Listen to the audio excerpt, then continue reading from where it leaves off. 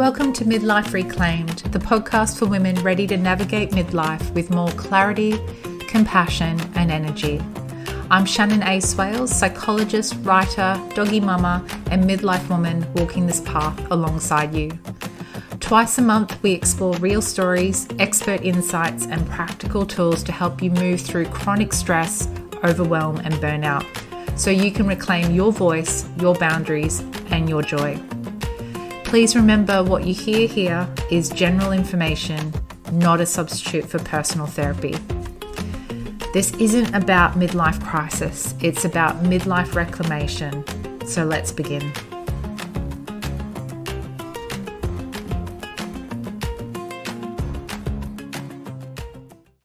Today on the Midlife Reclaimed podcast, I'm joined by clinical and forensic psychologist Kirstin Bouse. Many of you may know her as the Midlife Psychologist.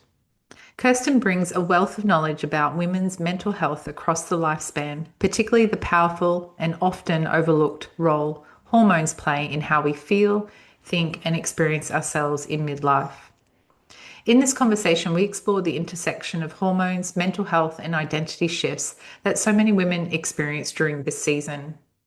We talk about why midlife can feel emotionally intense, how burnout, anxiety, and mood changes can overlap with hormonal transitions, and why it's rarely just one factor at play.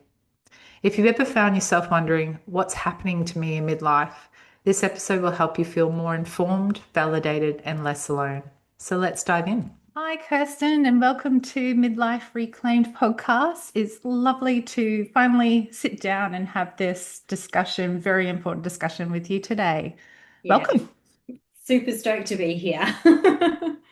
I remember that I think the very first time I came across you and your work was Instagram Okay. and your title, The Midlife Psychologist. I think Yeah. that's my Yeah. memory always kind of doesn't always serve me, but that's what I recall. And I was like, I need to follow this woman and being midlife myself, but also, a psychologist working in the midlife woman space. So seeing another psychologist working in that space. And it's been great ever since connecting with you. So it's great to have this opportunity to interview you. Yeah, no, I'm really pleased. And I remember you reaching out and just how generous and relaxed and in welcoming that you were. So that was Aw. really, really lovely because it's not something that you always experience when, there's an overlap of, working niches and things like that. But Oh, it's not been in any way, shape, or form the difficult version that can be, which is really, really oh. lovely. Yeah. I mean, I couldn't, be any other way, but that's Yeah. nice to hear. Yeah. Couldn't even imagine. I can imagine that we would come across that you've come across that. And I'm so glad that that's not how it's felt because, yeah, that mutual interest and just knowing that you're working in that field, I'm just always keen to, learn off each other. Yeah. So, today I have you on because wanting to pick your brain in terms of really important topic, of course, as psychologists, a really important topic around mental health conditions and mental health in general for the midlife woman in this stage of life. And I wonder if, first finding out a little bit about you and what you'd like to share with my midlife audience, but also what got you into this particular niche area of working with midlife women and their mental health and well-being. What sparked you to go down that line? Yeah, well, I mean, I won't go right back to the beginning of my career, other than to say that I'm also a forensic psych, as you know. So, my nearly 30-year career has just been awesome. Like, I feel very, very grateful to have had such an interesting career. And I'm going to take some credit for it because part of that is because I've sought out opportunities, I've followed my interests and my passions, and it's always served me really, really well. But I guess I first heard the phrase, or the term perimenopause when I was actually working in the perinatal area, which I'd been working in for a really long time. It's probably somewhere in that 15 to 20 year mark, Mm. that I started working in that area. And, you know, where that phrase or where the word perimenopause came up is that I would often work with women who were trying to fall pregnant. Usually I was seeing them and they might be trying for their second or their third or something. And they'd Mm, say things to me like, the fertility guy thinks I'm having problems falling pregnant because I'm perimenopausal. And I was mm, like, what's this perimenopause caper? And I mean, I'd certainly heard of menopause. mhm, My mum was a nurse, and I don't know if you know many nurses, but they tend to be pretty matter of fact about stuff. mhm. And Yeah. so, despite the fact that she's of a certain generation, so she's coming up to 83, she was Mhm, always very clear about when she was going through menopause, which I know for most women my age, I'm 51, they would say their mums didn't mention it at all. Well, that mm. wasn't my experience. Doesn't mean mum went and talked about it like I do with my friends. But certainly within the family system, I'd heard what menopause was, had no idea what perimenopause was. Okay. And so working with in the perinatal space is where I heard it. And I thought, well, I better kind of start finding out what this thing is. At the Mm, same time, a lot of my closest long-term friends are actually a good decade older than me. So, mhm, to be honest, it also coincided with them starting to talk about, how their sleep had changed and was really, really terrible. Some were talking about hot flushes and night sweats. mm, Some were just talking about, their mood had changed, they're suddenly mm, experiencing anxiety. And so this stage of my life where I wasn't in the perimenopause stage myself, but mm, I was being introduced to this word and what it meant. And so mm, both professionally and personally, I then went and kind of did as much learning as I could about it. mm, Having said that, when I began perimenopause myself, it was a number of years before I realized what was going on. And that is also despite talking about symptoms with my GP, who never also mentioned it was that, mm, or my specialist, who never mentioned it could be these bunch of symptoms could be perimenopause at all. mm, It was me kind of, in fact, I was complaining to my kids one day. I said something along the lines of, oh, I'm sick of complaining about my sleep. I sound mm, just like Nanny when she was my age.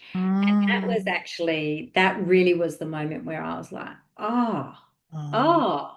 But yeah. at that stage, it was like menopause. And I was so 43, and I was like, I can't possibly be menopausal. I Mm, mean, it can be, it's not common to yeah. be at that Yeah. age. But then I was like, oh, that's right. There's this perimenopause thing. Mm, So, courtesy of my, professional knowledge, which I'd gained for those reasons, I then yeah. kind of put it all together and, recognized what was going on for me. And it was a real rock show. Not a good rock show, though. I shouldn't call it a rock show because the rock shows are usually great. It was a shit show. It's a shit show. Let's Oh. use that term. Mm, And what was really frustrating to me was how ill-informed, my GP. mm, I usually move between two GPs. They just no idea. Disputed its possibility because of my age at that stage. I mm, couldn't get my hands on good information. And I was going through a really tough time in terms of my identity, who I was, my professional work. I really wanted to kind of do something different. There was a whole bunch of factors going. mm, My mm. marriage had ended. I was happily in a new relationship, but it was just a really tumultuous time, and I couldn't find Yeah. a psych Mm, who advertised. I want to Google mm, that advertised that they kind of worked with this thing. And I mm, knew that it was due, yeah, there were all these other external factors, but I also knew perimenopause was a big factor in what was happening for me, kind of emotionally and psychologically and everything. mm, And I'm like, I can't find anyone to help me with this. Um, mm, and I decided that, I had to change that for other women. So hence, where my professional interests have moved since then. mm, It's really driven by I don't want other women to be, in the dark. I don't want them to struggle to find psychologists mm, who know this stuff and get it. mm. So I'm going to try and find a way to kind of, I guess, solve those problems, Yeah. make it easier for them. So yeah, that's a somewhat long but also short version. Like, yeah, yeah, you certainly could tease it Yes, out I could more. expand. But I love it that the story that brought you here, and it one full of professional and personal and vicarious, family Mm. experience, and all the messiness, as you said, the shit Oh show of it God. all as well. And it's not ever just one thing. That's what I find very interesting, but also why we need so much support in the midlife era, Mm. Mm. because there is so much going on potentially and particularly for women who are often carrying more than their fair share of the load Yeah. in our culture. So yeah, but hey, so thank you for sharing that No worries. story. And what a beautiful way to come into a niche area as well, like seeing a gap and going, Mm.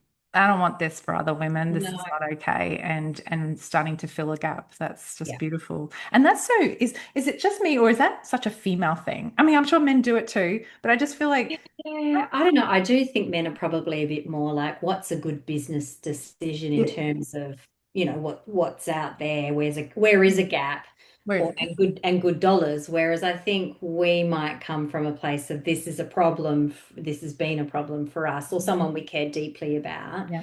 and we're going to go about kind So of. yeah. So Just yeah, a I do think different there's a difference. different strengths and different, yeah, like seeing a gap, but for different reasons, and, Yeah, and filling that, yeah. On a general sense, yes, I'm sure yeah, there's as I said, the outliers, the yeah, yeah, the exactly. exceptions to the rule. Oh, what I want to ask with your personal, but professional Mm, experience, because one of the things that we do notice in midlife, it can be one of those prime times for mental health conditions to arise, things like mood mm, disorders and anxiety disorders, among others, eating disorders as well. And I was yeah. just wondering if you can share your wisdom, your knowledge around that. What are the common mental health conditions? Because I suppose looking for with the midlife women out there listening, what are those things that maybe looking out for? Maybe it's Mm. an alarmist, but hey, because again, knowledge is power. If we are aware of these things, Yeah, like what you were sharing, you didn't know about perimenopause, and you knew about yeah, menopause. yeah, Yeah. So yeah. yeah. Yeah, and I mean, there is a lot to say about that. And I think I'll take a Mm, little step back because one of the things, funnily enough, despite the fact I'm talking to you, that I overlooked is, that yes, I was diagnosed with burnout yeah. and took a couple of years out of clinical work, which was just totally discombobulating for me in terms of how I saw myself. Like I'd had marriages end, and even when my marriage ended, I didn't need time out. In fact, work was a really stabilizing thing, something that I continued to enjoy. But when I hit this kind of burnout slash perimenopause period, I Mm, needed to take time out of my clinical work, mm, and the fact that I needed to really messed with my perception of myself because like I just never thought that would ever happen, right? yeah. Um, so I guess I mention that because, as you would know, Mm, burnout is so common in midlife women, yeah. and it becomes a very difficult thing sometimes to tease out. Is it burnout? Is it perimenopause? Is it something else? Is it this or that? Mm, My thinking on it is that ultimately a lot of these things can coexist and yeah. do coexist. Mm, And I just really wanted to mention that because as we go further and I kind of talk about a few more things, um, yeah, I want listeners to really understand that they can be burnt out, they can be perimenopausal or menopausal, and also then have these other kind of mental health kind of things emerge. yeah, they can And coexist. It doesn't have to be one or the other. Thank yeah, you for being, exactly. yeah. It's just one of those things I imagine you do and I do get as psychologists working in this space. Is it this or is it that? It can Mm, be both. Yeah, yeah. And great. in fact, I think it's more often than not, it's going to be never just one thing. Like, I mean, I Mhm. think that's a pretty general good rule of thumb anyway, Yeah. when it comes to humans, right? Yeah, we're complex, we're Um, layered. yeah, but particularly this stage of life. But Mm. The kind of to again add some broader framework to your question is there are some really significant periods in a woman's lifespan or in a female's lifespan. And this does include people who are born in with ovaries, so non-binary folk, trans folk. Those that, as you can appreciate, there's many other layers Mm-hmm. for those particular folk in terms Mm-hmm. of this whole kind of perimenopause, menopause conversation. Yeah. And I can't do them justice here, but I do want to acknowledge that our non-binary Mm-hmm. folk and trans folk do often experience this, depending on, Yeah. kind of what gender affirming pathways they might be using. Mm-hmm. But those significant events across the lifespan are obviously kind of puberty when we first get our period, Mm-hmm. for those who have a pregnancy, for those who have a baby, so Mm-hmm. postpartum, and then perimenopause and menopause. And they're very significant hormonal events across our lifespan. Mm-hmm. Now, of course, most of us are having somewhat of a regular menstrual cycle month to month to month. So, yep, Mm-hmm. that's definitely happening since we, from beginning, from when we first get our period to when we're menopausal, right?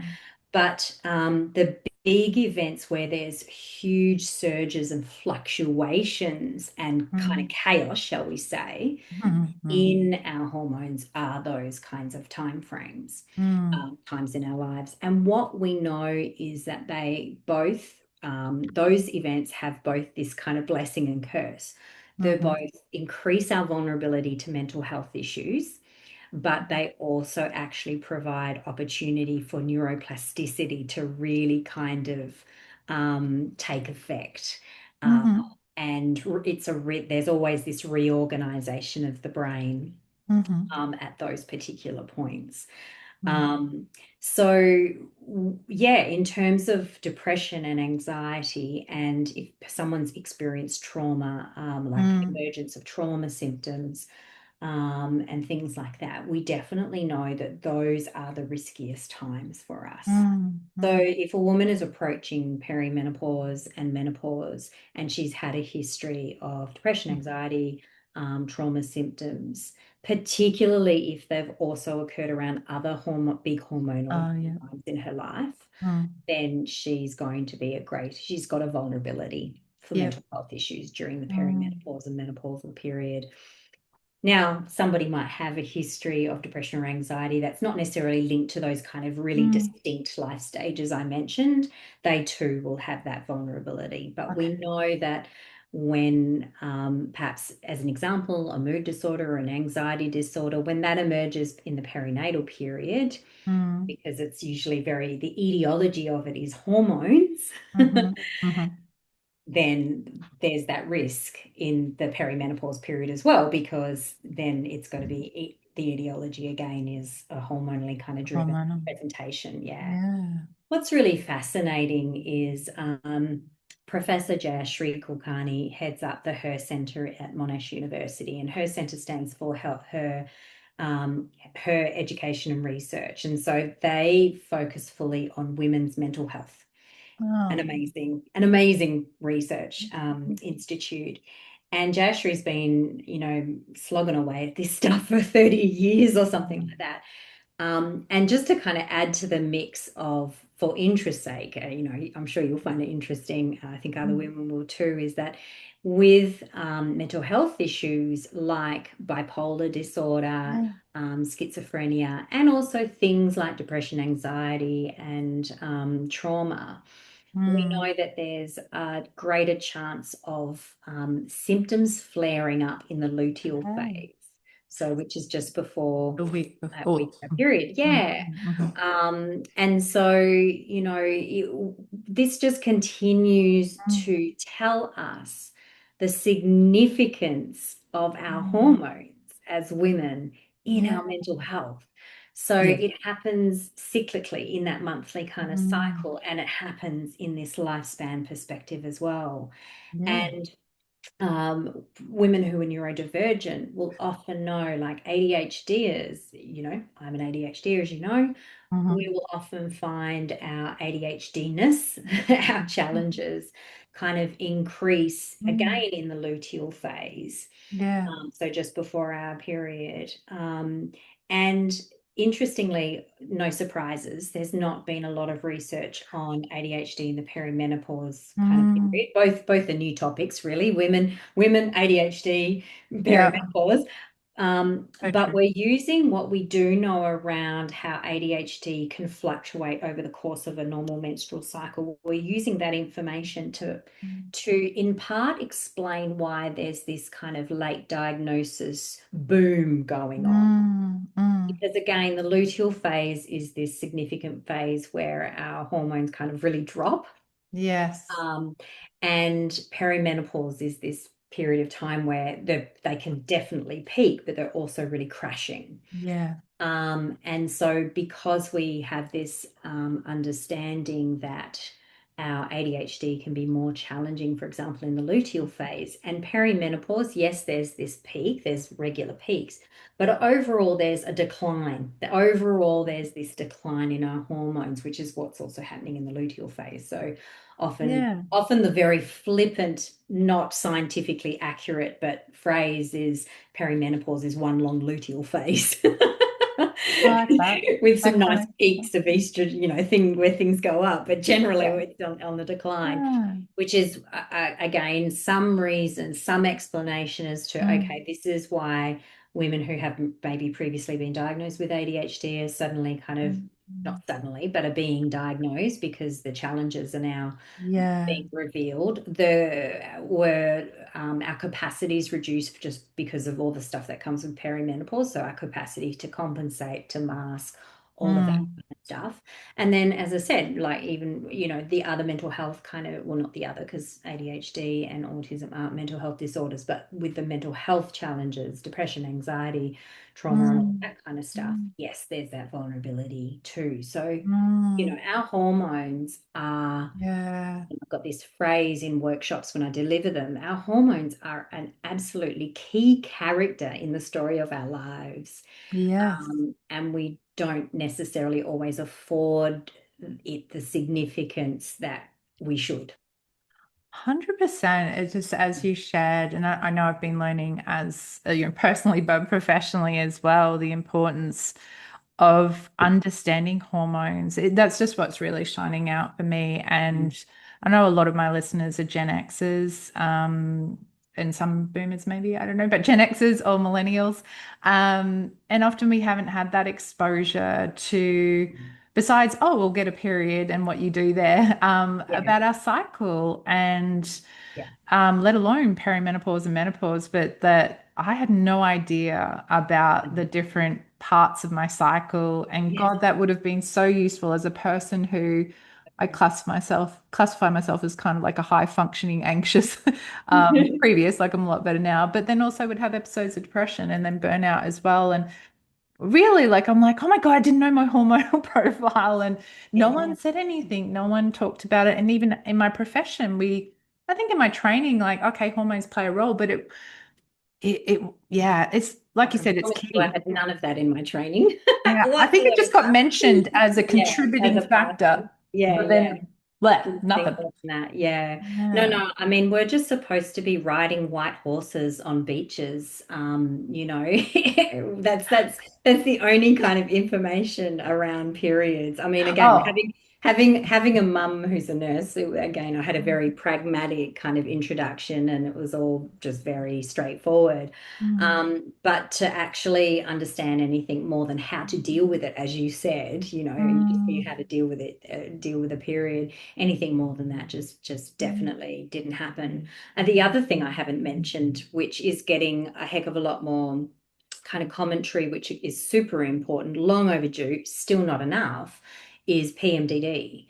Yes. Yeah. And that is absolutely such a debilitating mental health issue. Mm. Um, you know, Not that you need it to be in the DSM to legitimize it by any means, but Mhm. PMDD is more than PMS. It's more than Oh, 100%. Yeah. a little bit emotional or Mm. that kind of thing. It's having worked with some people who Yeah. have a diagnosis of PMDD, and it can get worse in the perimenopause period because Yes, that's what it's I was the going to ask. chaos.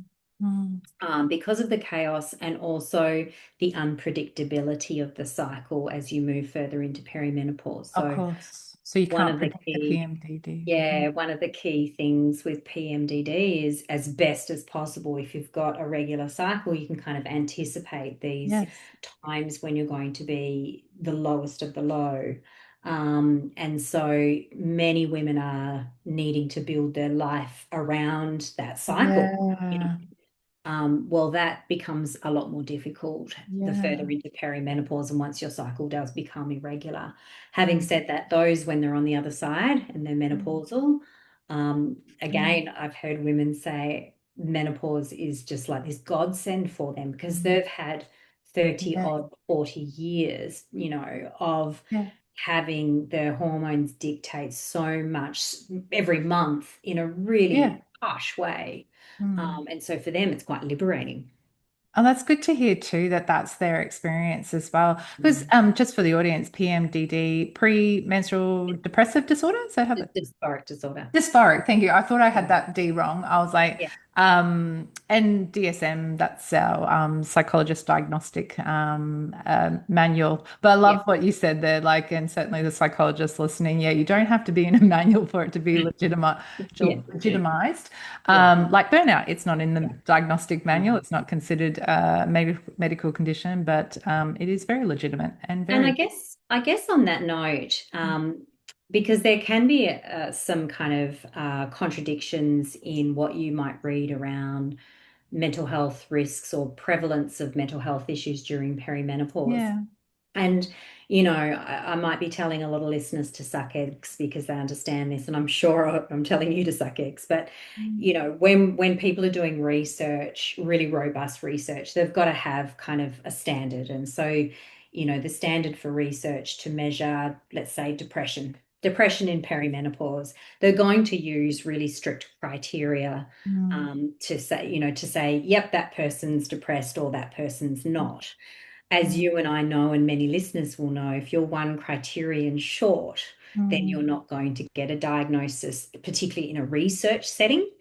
And so, Yeah. in many ways, two things I really want to highlight. One is that the research could well be an underreporting of the Oh, yeah. prevalence for that reason. Mm. And then the second thing is, again, and I said it before, is just because you're a couple of criterion short of a diagnosis Mm. doesn't mean you're not having a really tough time, doesn't mean you're not depressed, doesn't mean Yeah. you're not experiencing significant anxiety, doesn't mean that your Yeah. trauma symptoms aren't running riot in your life. And I want to be Yeah. really clear about that, Mm. because a lot of women can feel dismissed when they read that kind of prevalence data, and certainly some of the Mm. commentary around it, they can feel Yeah. invalidated.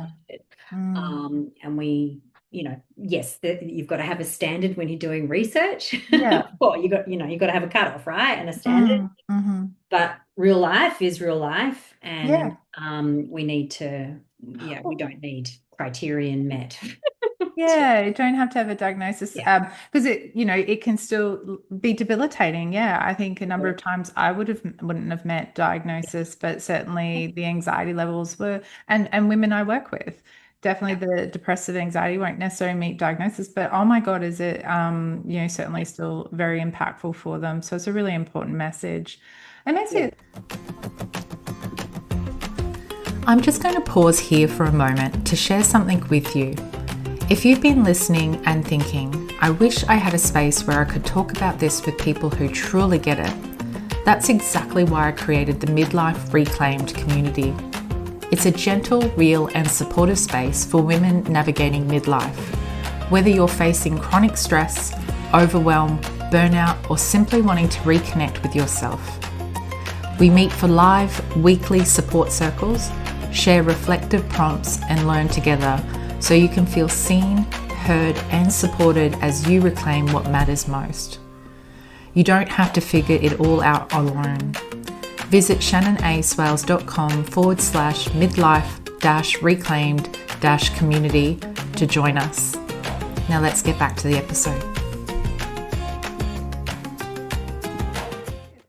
Oh, there's so many avenues. But I was just like, you really covered them because that was like that mental health conditions, perimenopause, menopause, and even neurodivergency, and just that overlay, and that it can and how they impact each other, or and that they can coexist, of course, amplify, like you said, like even for people with the lifelong conditions of schizophrenia and bipolar and Mm. neurodivergent brains, and like it Yeah. amplifies everything during this time. And Yeah. it just brings me to that.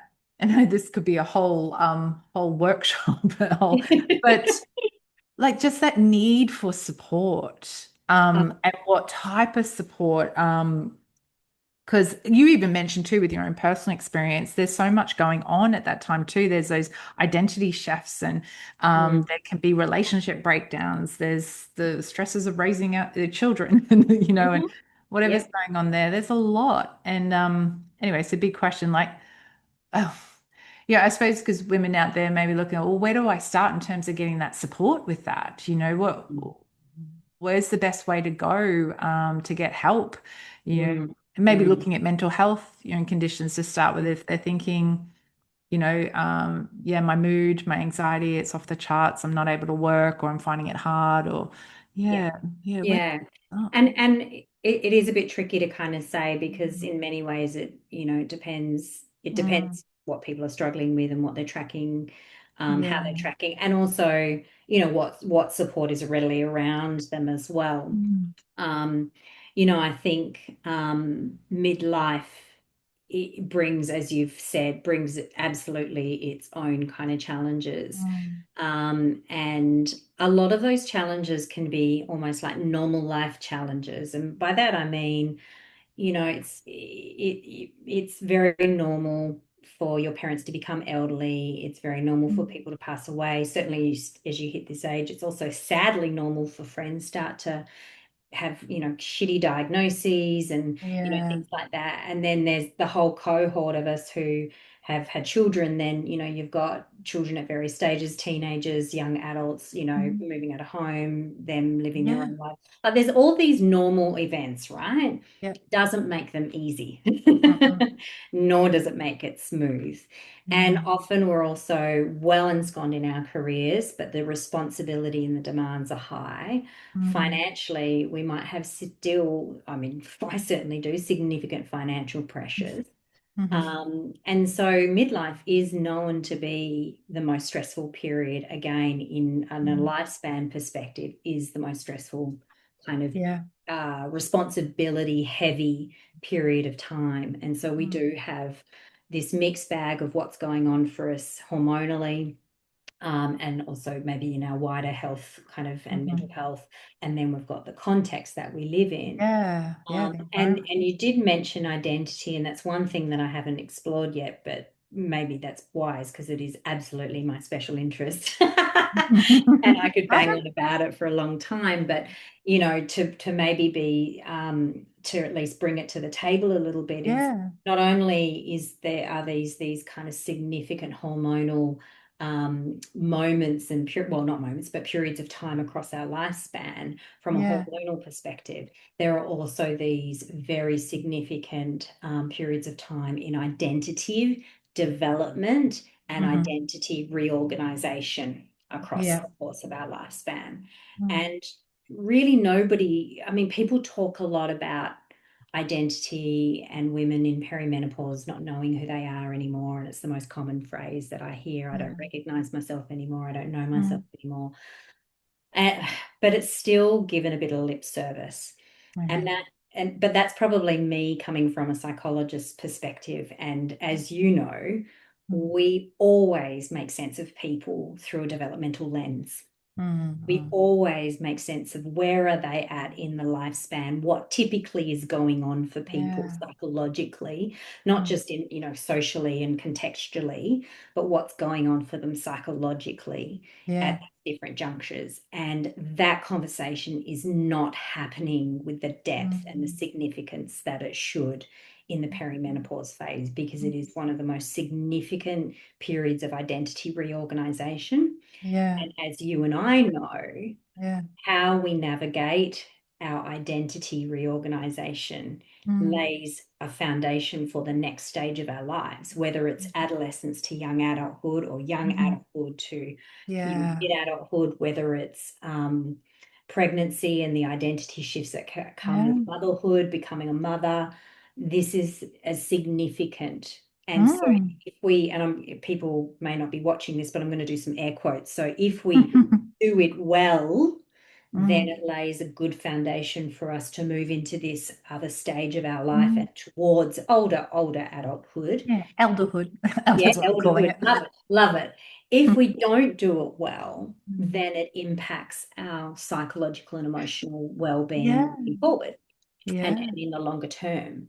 Mm. And that's just not, as I said, it's just not Yeah. talked about with Mm. the depth that it should be. It's like, oh, identity, yeah, I don't know who I am anymore. And it's just not enough. It's just not enough I hear you. of the conversation Yeah. and things. Yeah. I'm actually noticing because and it was you who got me down this path too. I think I started reading Sharon Blackie's work and Yes. author, and it just really, I suppose, gave an avenue of really exploring my identity, I suppose, Yeah. now, but going forward in the cultural context as well, too, about what imposed identities are out there Yeah. in terms of what I'm doing air quotes now too, Yeah. forgetting that, some people will be listening, not watching. So thank you for that reminder. But yeah, you know, because I lived so long, and I think that's a lot of us too, live so long being and in an Mm. identity of what I should be Yeah. as a wife, as a psychologist, as a woman in Yeah. this world. And moving towards like, midlife really kind of done a number on me in a good way. Like you said earlier, it's also this time, where this shift as well. And it's sort of, who am I really? But yeah, Sharon Blackie's work almost gave like Mm. permission of, really getting to know you and know yourself and Yeah. the beauty of what you have to offer and to Mm. give anyway, but the value of and the importance of exploring this whole I don't think she phrases it as identity, but that's really what I get from it. Yeah. The sense of self Yeah. and I'm always banging on in my work about coming home to self, but I've never really Yeah. kind of, it is about identity, it is Yeah. about self-exploration and exploring and connecting to find, well, not find, but whatever comes from that, or whatever blossoms, and what Yeah. that looks like now, but what that might look like moving forward. But it's such a recipe, right? Like, well, I can see how the psychological health and well-being can fall and plummet if Mm. there isn't that holding space. Like I'm doing hands again, like sort of Yeah. holding and being able to explore to the depths, because Yeah. that can show up right as depression. Like I think some of Yeah. my early life depressive stuff was not failure to launch, but I mean like Yeah. it's wrong. I didn't know myself. I wasn't Yeah. allowed to know myself. I was Yeah. following what I thought I should do. Yeah. And I think that was a big part of that. Anyway, yeah. And the connection that I made, like why my head went to this particular part of the Yeah. conversation is you asked about the support. You started by asking Mm. about Mm. support. And I Yeah. guess the reason my head went to this space is because this is a period of time I've used kind of phrase reorganization of self, of Mm. identity and things. And I think I think this is a stage where there's a lot of shedding of Mhm. the stuff that we don't want anymore. Whereas in adolescence, there's a bit more of a construction of something new, like you Yeah. kind of, I mean, not to say that children don't have identities, but there's a lot of importance in adolescence kind of working out who they are, right? Yes. Yeah. And they carry that sense of self for a period of time. Mm. And even, kind of motherhood, because as I said, I spent a Yeah. lot of time in the perinatal space, is more a new identity to integrate with an Oh, existing okay. identity. Yeah. Whereas, and there's no research on this, so I'll be upfront about that. But what I just see time and time again, and what I've experienced myself, is that perimenopause is actually more a time of getting rid of the parts that aren't that no Mm, longer belong to us, and a lot of that's around that conditioning of how we thought we should be and who we thought we should be. mm, But to do that and do that well, we need support, and mm. a different kind of support, or different kinds of support. So one is we need time and space because this isn't a quick process. No. The construction of an identity in adolescence takes many, many, many, many Mm, years. mm, Um, the deconstruction, the shedding of 35, 40, 45, 50, 55 years mm, worth of gendered social expectations. mm, It's not a quick process to mm. shed those that parts that you want to shed. We Yeah. often don't have the space and time to do that, nor do we have the understanding and Or from support. external sources, the support, and it makes it very hard for us Mm. as women to kind of stand strong in a sense of, no, this is important for me and Yeah. I need to take the time and space to do this. Um, Yeah. I'm saying all this, recognizing there's so much privilege in what I Mm, would love to see women be able to do. mm. Some women aren't able to, kind of make ends meet. Some women have Yeah. no support, and they're really struggling, to kind of look after themselves, let alone, elderly parents or kids or whatever. Like, Mm. some women don't have the financial means to get all the health and medical support that Yeah. make it that little bit easier. So, Yeah. if we kind of talk about Maslow's hierarchy of needs, which is a little outdated, but nonetheless, I still think, it makes some sense that, I'm talking about this kind of self-actualization kind of stuff. Um, and yet some people aren't able to have their, Housing. basic No. needs met, Mm. which none of that's okay. No. We need somehow to find a way that all women can get the necessary, the bare necessity Yeah. barely necessary things, Mm. to be able to move through life, because Mm. this one's a particularly challenging stage. Yeah, there's so many layers. I'm glad you brought that up too. I think I heard somewhere the other day, it stuck with me, the self-actualization is a privilege. And it stuck with me. Yeah. Because yeah, not all of us are afforded that because, yeah, Maslow hierarchy needs like just I believe midlife women, particularly sort of in the 50s, I think, are the highest rising rates of homelessness. Oh, yeah, Yeah, absolutely. and you're just like, wow, and that's our basic needs. So how, yeah, we're talking about this, but yeah, just putting that reality on, okay, others are just trying to survive, trying to put a roof over their head, trying to get, yeah, get the help they need. Mm. And it's going to be harder if they have mental health issues as Yeah. well. Mm. So, it's this really vicious cycle that if Mm. you hit perimenopause and perhaps your circumstances haven't been great and it's been, life's been a bit Mm. close to the wire anyway, and then you hit Yeah. the perimenopause stage and your mental health really plummets further and it Yeah. impacts your ability to cope in general or work or whatever.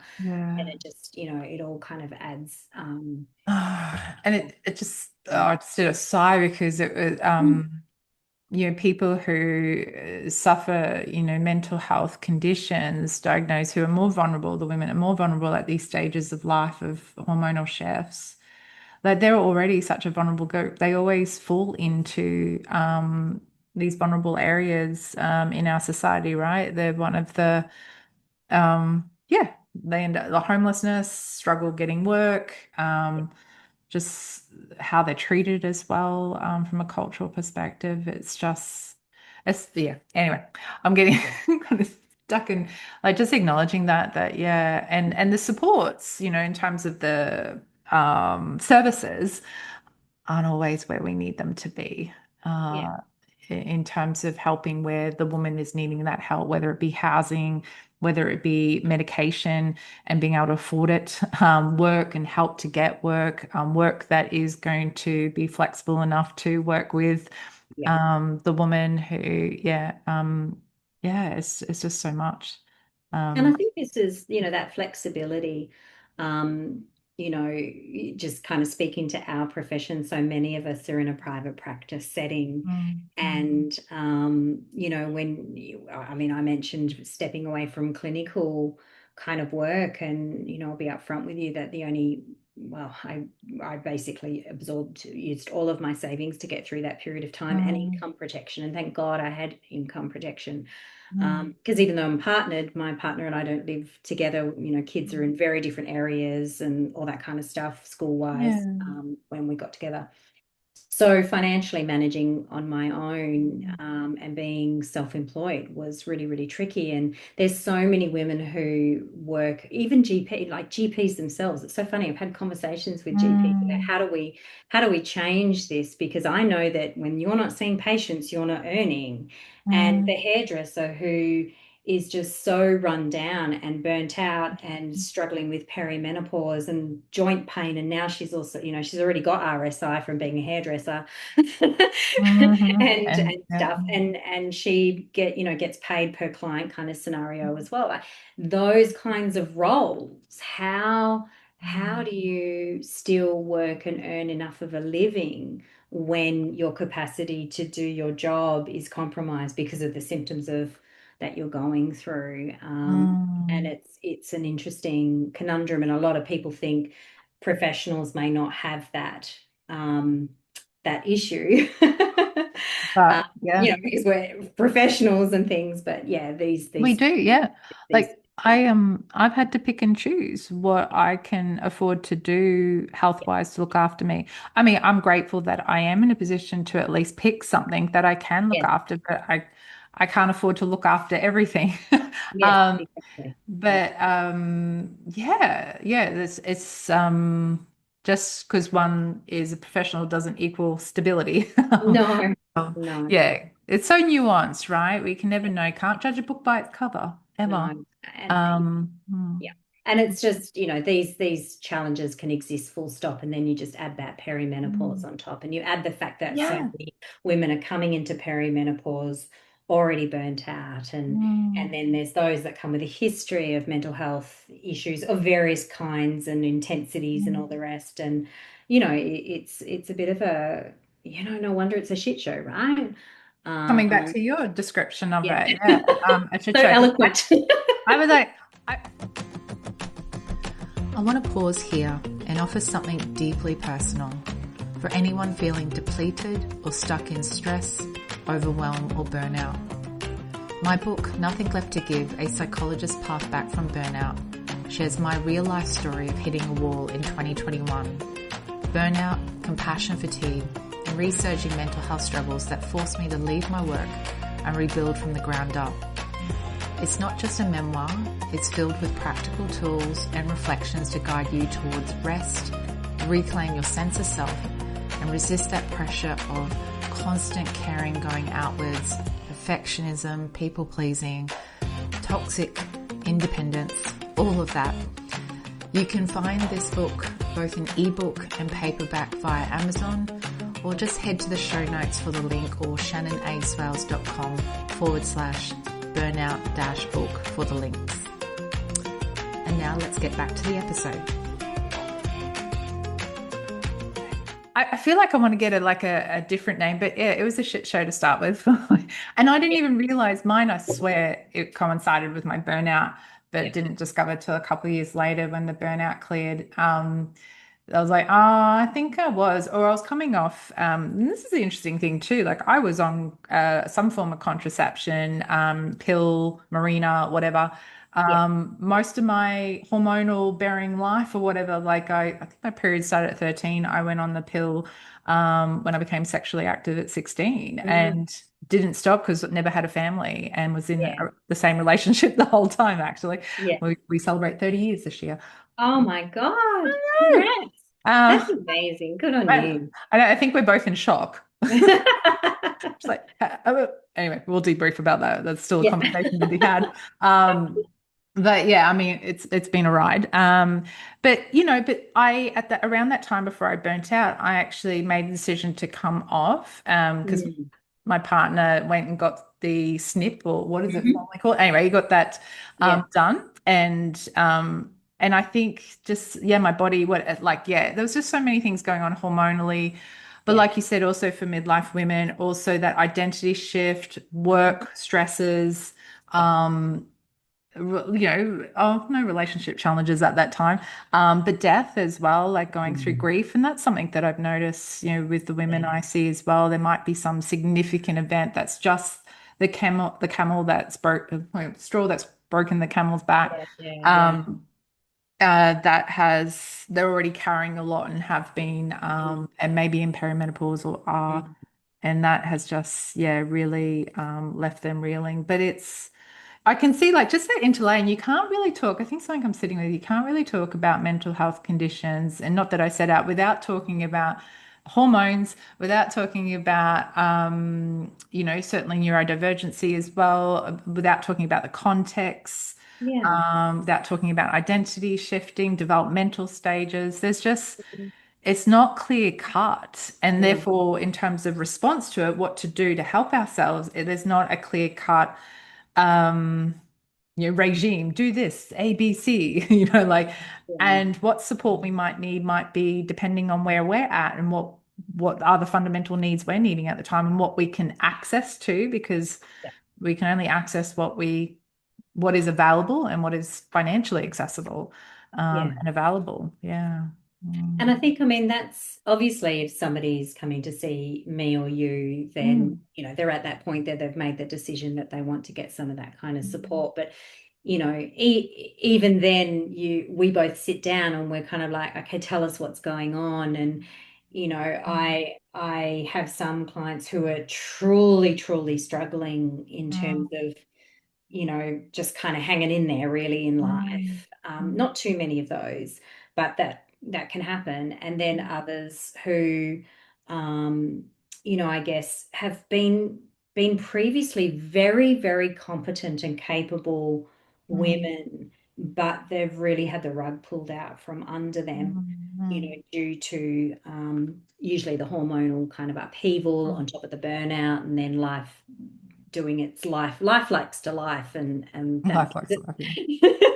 and when we've got a woman sitting in front of us, we really just have to identify the most pressing needs, and sometimes that means we take a very practical approach, and I might be referring to a menopause informed GP. I might be saying, let's do some screening or some assessment for neurodivergent, or I might be talking their sleep and stress management. Yeah. And then other times, they might have some of those things generally sorted. And of course, it doesn't fix everything, those things, but then we're starting to move into that exploration of what they want, and like where are the stressors in their life, what can they do about those, how can they lighten their load more permanently, what do they want in life, who do they want to be. And so it really depends where they are in this kind of from flourishing to really, really Mm. struggling Yeah. perspective.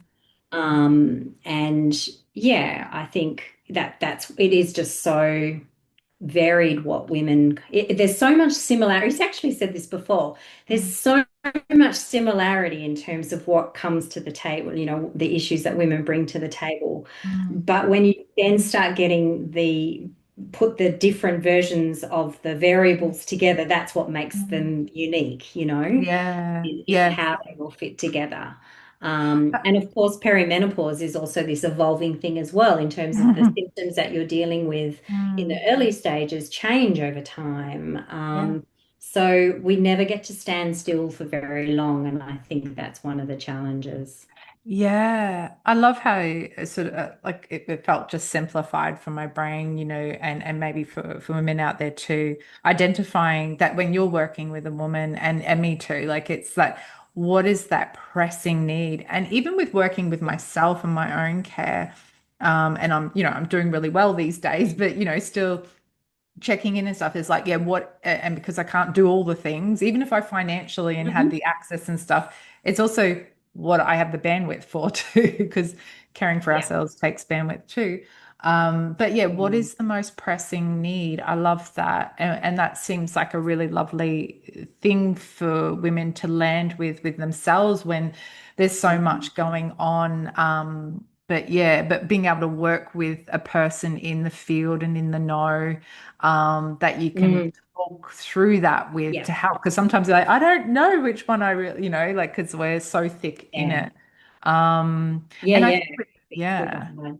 Yeah, and I know with the women I work with too, with particularly I work with a lot of neurodivergent folk as well who either diagnosed or undiagnosed, but the ones diagnosed too, often they're working closely with their um, if they've got a psychiatrist or someone that they've worked closely with, but they're Mhm. getting that support, especially if perimenopause is showing up and what what they might need there. Yeah, as their needs Yeah. increase, because like you said, it does affect how their neuro spiciness or their neuro stuff comes up. Mm.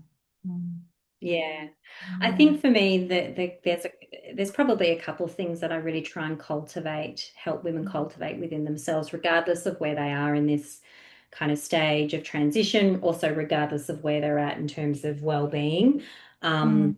That's not to ignore those that are in crisis, but I'm Mm. trying to cultivate things like discernment, and Mm. I'm really trying to cultivate things like self-advocacy slash boundaries, because I Mm. think, we have to be discerning in how we spend our energy, how we spend our time, who we spend our time with, what we spend our time doing, and our money, and all of those things, because Mm. discernment helps us then, kind of, it's the first step. And then the next step is that self-advocacy and that boundaries, because, we might know where we need to be discerning and what that looks like, but then we've got to action it, right?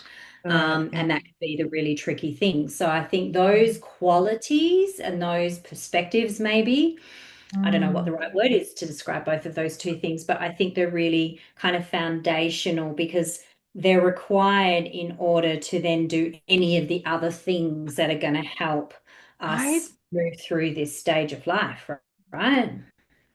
Oh, I love that. And that's often the work that I'm doing too, is that Mm. how they use their energy and where they put it, and just becoming aware of that, like becoming aware of their energy, because for some of Yeah. them, there isn't that awareness and the space to become aware as well, which often the therapy space is, but out there as well. But I Yeah. love, yeah, that boundaries, because that's then the expression of Mm. protection or use of your energy Mm. with you in mind. Mm. But it made me think of what you shared earlier too, like because you said it's not easy, because there's a lot of that. Mm. What you said about the midlife, too, is a lot of shedding. Um, and Yeah. I, when I'm Social working with signaling. women, yeah, because often Yeah. it's not, they know how to. It's not Yeah. like I know what a boundary looks like and I know how. Once we talk it through, they're like, oh, yeah, it's all that conditioning that keeps popping up and coming up as guilt or fear or shame or Yeah. anxiety. I can't do that, that's wrong. Yeah. Yeah, it's that work. But this is what's so beautiful about, well, obviously, Mm. I think therapy is awesome. But not Me too. Surprise. but not because I'm a psychologist, I mean, maybe, but because I'm a recipient. I do Exactly. therapy. Same. I've done lots of Same. therapy, Yeah. and different types too, Mm. not all different types. Well, not all, I haven't done all of them, but, certainly dabbled in some different ones. And Yeah. um, I'm sorry, I just saw a shiny thing. I mean, not shiny, distracted. My dog, one of my dogs just came up and was looking at me going like, it's Wookie's time. Why, what? Right. Oh, and the other one's there too. I'm like, Come on, distracted. Mum. Hurry Yeah, up. like stop talking. You're always talking, or you're on your phone, or you're watching the TV. Anyway, Yeah. sorry, shiny thing. I what I suppose just ending on and sort of rounding out, because I feel like there's so much wisdom, so much knowledge, and really bringing up the lights on a really important area and the interplay and overlooking. Mhm. But I just wondered if there's anything that you want to leave the audience with, that as a midlife woman, a midlife professional, you've been through this, you're going through it. Like, I don't know, Yeah. you've left so many beautiful things, but anything you, yeah, want to share? Well, I mean, I definitely would like to say that for the vast majority of us, it gets better in the sense that, I've been menopausal for a few years now, plenty of friends, those ones that are 10 years older than me have been. And what I consistently hear from people in my personal life, but also what the research shows is that, once you kind of move in a number of years into menopause, that a lot of stuff settles, both in terms of the shitty symptoms as well as Mm. getting a stronger sense of who you are and more kind of anchored Yeah. in that and comfortable with who you are. So Yeah. I definitely want to end on that kind of note Mm. and just, I guess, encourage women as best as possible, as much as life allows, to perhaps turn their mind to what's possible for them in this period of time. And it might well be it's just about getting the sleep sorted as much as possible. I Mm. appreciate everyone's at different stages with different priorities and needs. But Mm. at some point, what I hope for the majority of women is that they can kind of start thinking, it's such a song, what about me? Yeah, yes. What about me? What? It's why I called one of my businesses All About Her, because it's like, come on, It- this is time. It's time now for this life to be all about her. Yeah. And I'd love to see women revel in that. So Mm. yeah, some of my parting thoughts are those. Yeah. Oh, thank you. That's really beautiful too, the possibility and that it does, yeah. Because so much of what we've talked about is certainly which is an important part of the conversation Yeah. because it helps us be informed and aware. But that, yeah, there's a lot of beauty that comes from it. And I certainly feel, I feel like I'm still going through perimenopause, but I feel a lot more anchored with having done the work that I have in my Mhm. identity and Mhm. sense of self and Mhm. feeling. I used to be a woman who, and I know other women will share this too, so I've spoken about it before. Like I wasn't like I was looking for what was it? I didn't have a problem with getting older, but also didn't have a Mm. problem with death. And not that I was like, it was just like, okay, if Mm. I die tomorrow, that's okay. But I've actually found as I've become more secure in my sense of self and really quite anchored, and I've gotten some support around the perimenopause too. So that the symptoms aren't going off the, Mm. the rails at the moment. I'm sleeping, Yeah. all of that. That I'm like, no, I want to get like I'm Yeah. okay with getting older, but like I want to. It's like there's like, don't you rob me, like death, stay away. Mhm. I mean, Yeah. it's up to the spirits or whatever of the world, but it's like yeah, and it is possible. It is possible Mm. to find that or to discover that. And it's nice to hear that as well from others. Yeah, where it has been a shit show and Yeah. it's not so shitty or it's beautiful now. Mm. Yeah. Yeah. Well, I Exactly. know you started talking about all about her, but can you share with us so people can find you in the work that you do? Yeah, tell us a little bit about where they can find you and what you're doing in this space, if you'd like. I'll leave the Sure. Sure. details though in the show notes as well. Yeah. So, well, basically, there's kind of two parts to what I do. Um, All About Her Centre, so it's allabouthercentre.com.au, is a place where women can access resources and information, kind of factual stuff, but also blogs and things, all in this particular kind of perimenopause, menopause space. But the biggest thing and the thing I'm most proud of with All About Her is they can find psychologists who are Mm, menopause informed and all have mm, lived experience as well, which is super cool. So that's an avenue. And if you're a psych that's listening to this and haven't heard of it, then I'd love to chat to you about whether mm, you'd like to become a member of All About Her. It's not a typical group practice or anything like that. It's a membership kind of model. So yeah, because for me, I really wanted to have a place where women could find menopause informed mental health practitioners. mm, And so that's what All About Her is. And you can find us on Instagram as well. In terms of the midlife psychologist, which is kind of the other identity and very much the Kirstin kind of identity, my personal brand. You can find me on Instagram, and I'm actually really excited. I'll be Oh, launching quite soon. I have developed a conversational AI tool to help women, I guess, identify where they keep getting stuck in this midlife within themselves, a bit of fun archetype stuff, and yeah. looking at what might they need to kind of change in order to be able to unstick themselves. Tara, what a wonderful sales pitch I just did. I think it's personally you sold me because I love language that gets made up and Yeah, there's well, there's lots of grammatically lots of incorrect. lots of types of women, or where we're stuck. Mm. And I've had some really fun experiences and Oh, actually really useful. It's not therapy, but really useful AI kind of yeah. experiences myself in with friends who've developed different things, Yeah. kind of more coaching Yeah. stuff. And yes, I'll be launching that soon. Oh, I'm And excited for you, Kirsten. That's yeah, and then also kind of a 6 month mentorship, because for me, what feels really most rewarding is when I get to mentor women through this particular stage of life. You and I have talked about it. And so that's been developed. I mean, I developed that last year. I'm just kind of waiting to get it all happening sure. officially. So Oh, well, yeah, thank you people for can sharing find that with my stuff. audience. Yeah, keep us well follow Kirsten, Yeah. midlife psychologist. Do you have a newsletter or something like a mailing list as well? Yeah, I do. Yeah. I'm really shit at staying on top of all of that kind of stuff. Just join because I'm sure she'll let you know when this comes out. Yes, yes. Yeah, like Oh, yeah, that I will. But yes, yeah. it's not my strength.